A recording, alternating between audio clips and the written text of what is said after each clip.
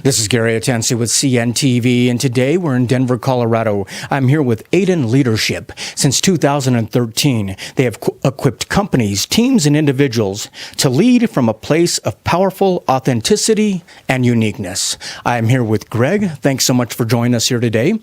Greg, let's start off a little bit about yourself. I mean, you've worked in corporate America before. You're really were highly sought after in the hospitality field. For you, you were hitting goals, basically setting achievements out there, yet at the same time kind of felt there was a lack of purpose.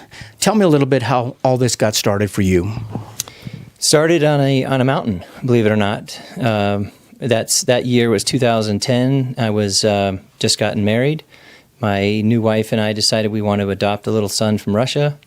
During that process, we ended up getting pregnant. Also, I was training to climb a mountain in Argentina called Aconcagua, about 22,000 plus feet. The short version is about 18,000 feet up, I realized I was on the wrong mountain. And I realized I left a newly adopted son and a pregnant wife at home. And that was the moment where I needed to get more clear on my purpose. So I left. I came back to Denver. That is interesting. I mean, to create and develop leaders, that really has been a service that has been sought after for centuries. Why do you think it is important today more than ever that we are providing leaders that are authentic in the workplace?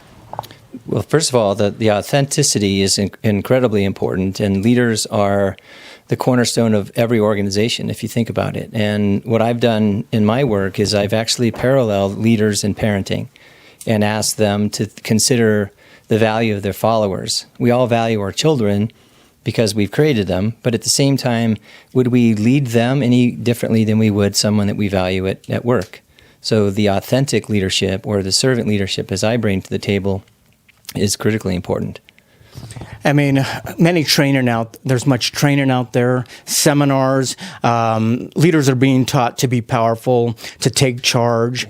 Yet the two words that you don't see out there that you use is to lead, yet at the same time to serve. Why is that the cornerstone of really what you do? Great question. Servant leadership started 1973 plus or minus with Robert Greenleaf. And when I decided to leave corporate America and come into leadership, that was the first thing that I kind of gravitated to.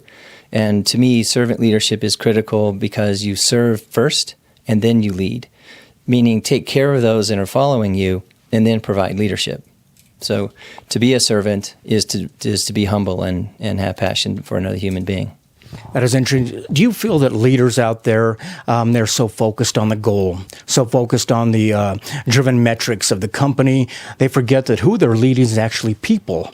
And is that something that you experience on the forefront?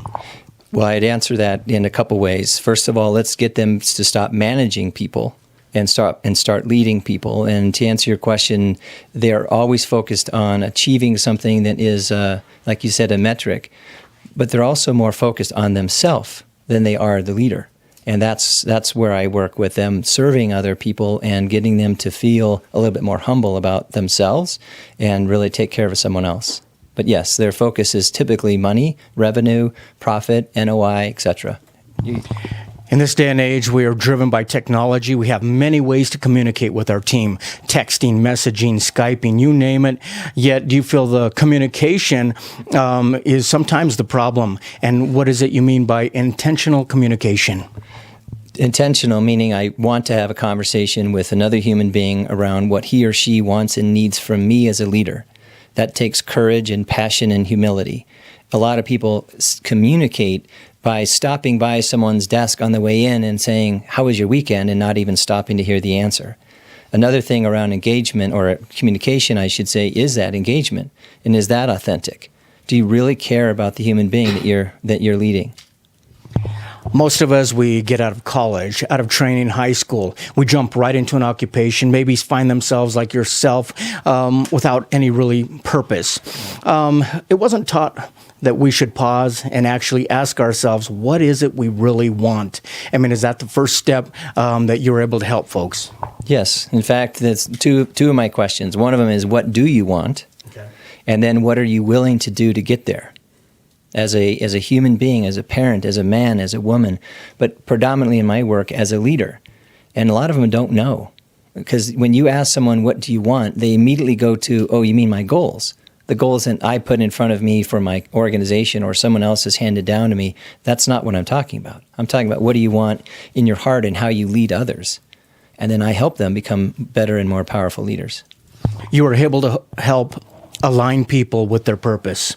I mean, obviously, this is something not for the faint of heart. I mean, this is something pretty courageous to actually stop and do some inward thinking. Does that process take a little bit of a little courage on the front end? Absolutely. And you said it, inward thinking, and the awareness piece is absolutely critical. And without any awareness of how someone wants to shift, on how they communicate, how they want to serve, how they want to lead or guide other people, if you don't know what it is you want to do, it's just like exercising and practicing without any kind of thought around why. Why am I doing this?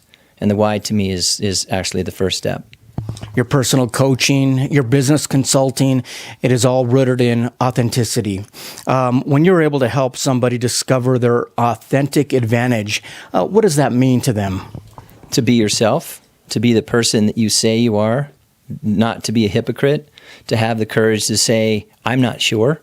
I know exactly what we're doing here, and not worrying about someone saying, but you're the leader. You need to know everything.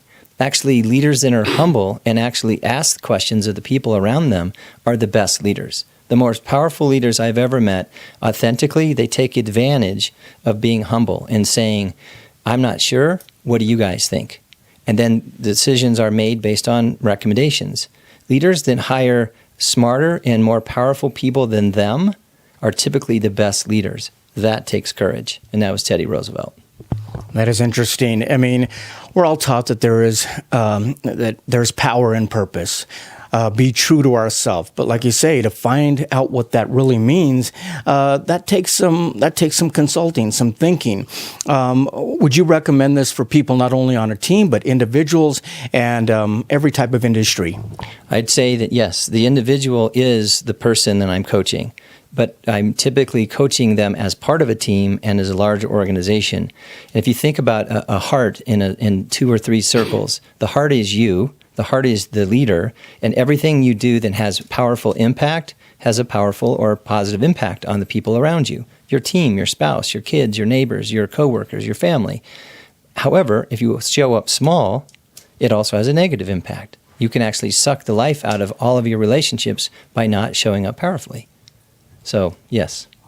I mean, these are practical tools, strategies that you provide for people, being able to shift your language, change your communication, and then ultimately change your behavior. Is this something that a person is doing pretty much the rest of their life once you're committed to this? Absolutely. When you're committed to understanding what you're aware of, you can do anything you want. You can do anything you put your mind and heart to. Because I believe that how we behave comes from our beliefs. Can you shift your beliefs? Yeah, absolutely. I mean, the first step is what you call basically to assess the client, find out if it's a good fit. I imagine there's a little bit of listening going on there as you decide, what are you looking for? Commitment. Commitment to self. Because I'm not interested in whether they're a CEO, a president, or an assistant.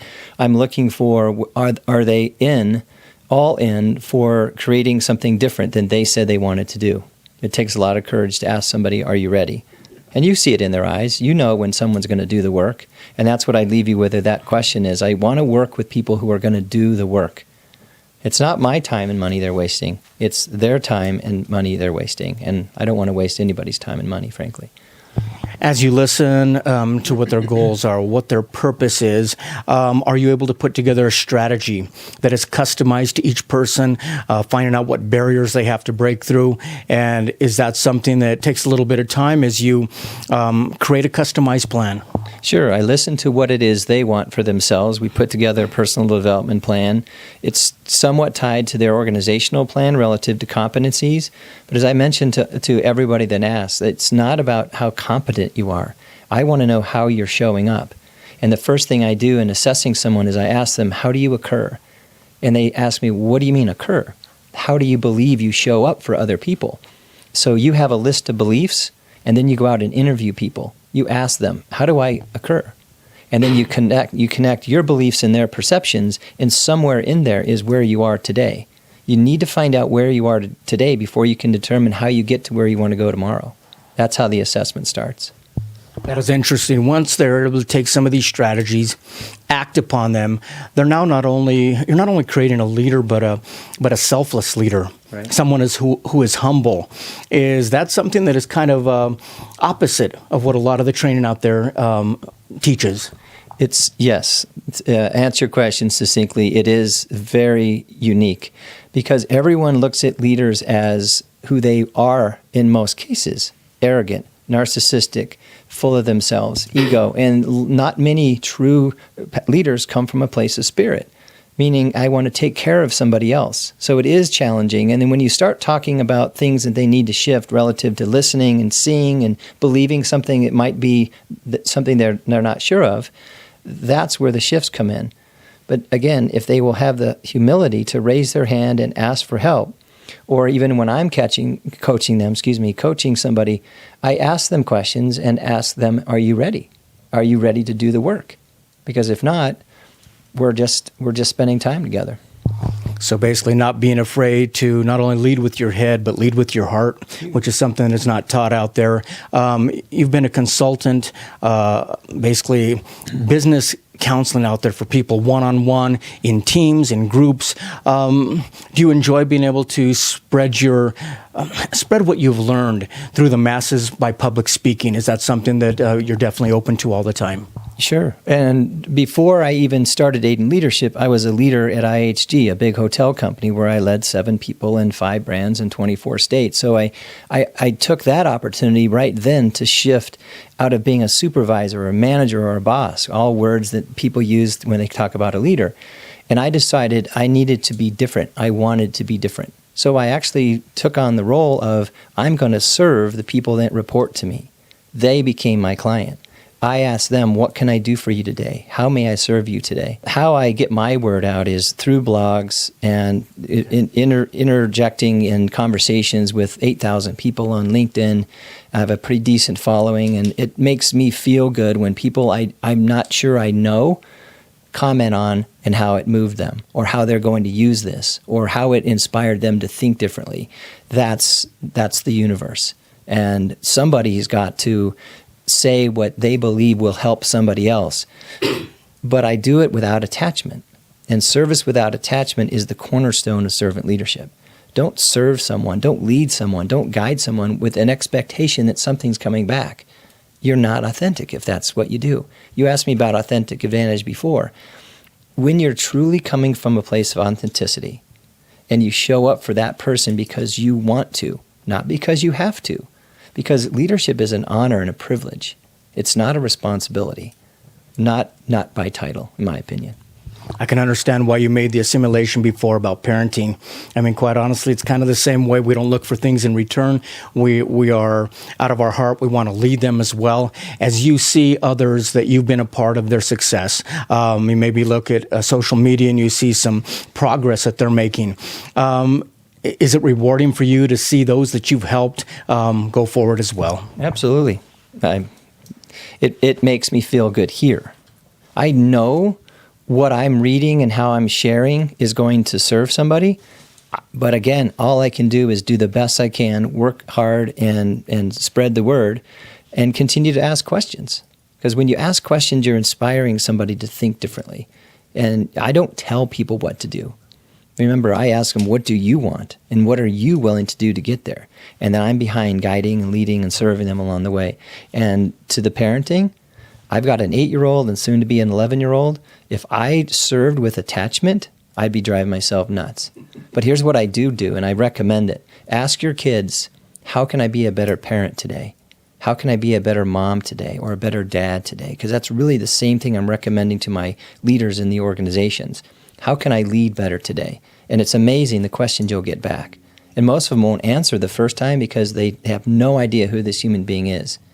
But if you stop and really look at your kids and ask that question, you'll get all sorts of insight that will help you serve them better. And what parent really doesn't want to show up for their kids in that capacity? I know there's some out there. I'm asking you authentically, why else are we here? To parent, to help people grow and mature. That is great. Viewers, let's take a look at the bottom of the screen. You're going to see their website right there. If you want to contact Greg, you can check him out. He's available on LinkedIn, also his website. Schedule him for any type of business consulting as well as speaking engagements out there. You can also find him on the advisory cloud as well. Once again, this is Gary Atencio with CNTV. And if you don't know, now you know.